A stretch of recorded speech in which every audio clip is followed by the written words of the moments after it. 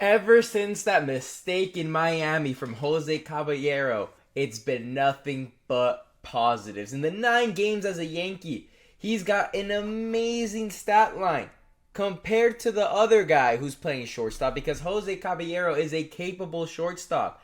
Not like this guy, Anthony Volpe. You put their stats together, and Caballero is the clear man that should be the day in and day out shortstop for the New York Yankees till now to the rest of the season. Because we have had enough of Anthony Volpe. The whole city of New York, the whole country is tired of seeing Anthony Volpe at shortstop. We went from Derek Jeter, the captain, 5-time champion, to Anthony Volpe, who has 5 errors a game.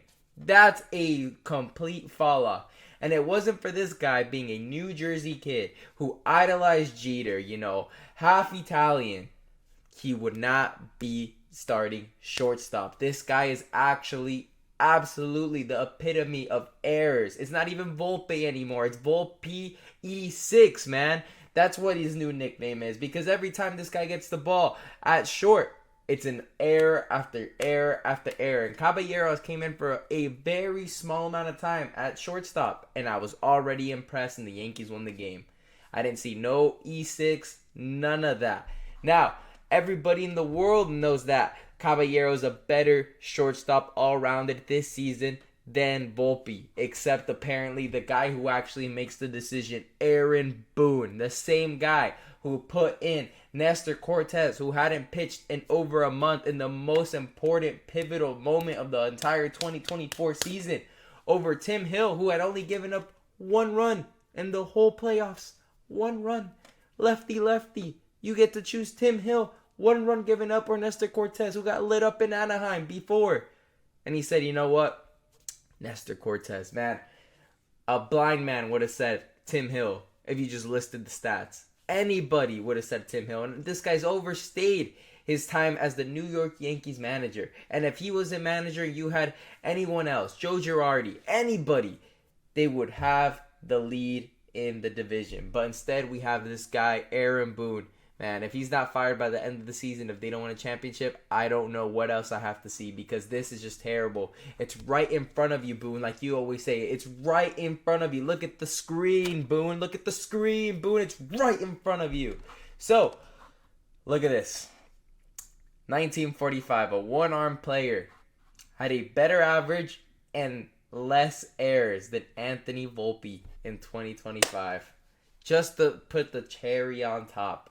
Just to put the cherry on top, a one-handed player in the 40s, 1940s, is a better, defensive player, a better offensive player than apparently the next Derek Jeter, man. We're just giving that label to anyone. The next Derek Jeter here, the next Derek Jeter there, the next Derek Jeter over there.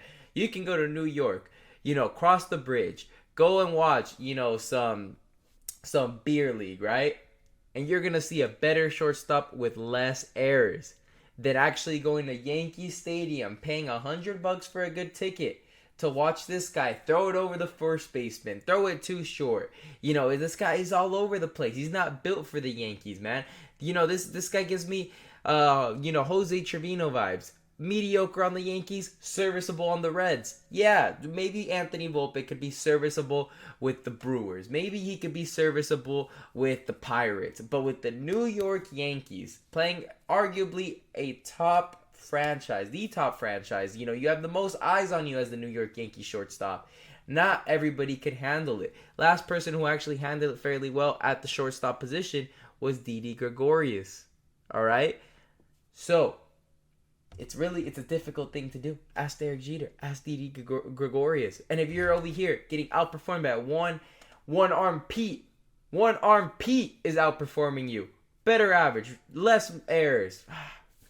It's right. It's common sense. And it seems like you're more worried about, the story of Anthony Volpe turning it around. It's just not happening. You've got another option in Jose Caballero, who's came in and actually played with his pants on fire. Literally annoying for the other team. He's the type of player you don't want to go against, but you're not going to use him because you want Volpe E6 in there. Like, what? It's just for the guy who's saying it's right in front of you, it's genuinely right in front of him, and he just looks past it. Don't go on a date with Aaron Boone because, go on a date with Aaron Boone actually, because if you go on a date with him, he is gonna look past all the red flags and gonna say, you know what, it fits the agenda. You're married. Boom. That's what he's gonna do.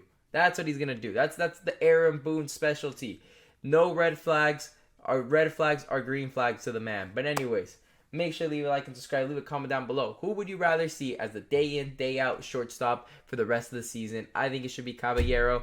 But if you think it's Volpe, that you're absolutely out of your mind. To be honest, just for the rest of the season, sit him down, let him take a break, Volpe, and maybe you could start him next season. And next season is the same thing that you've got George Lombardi coming up.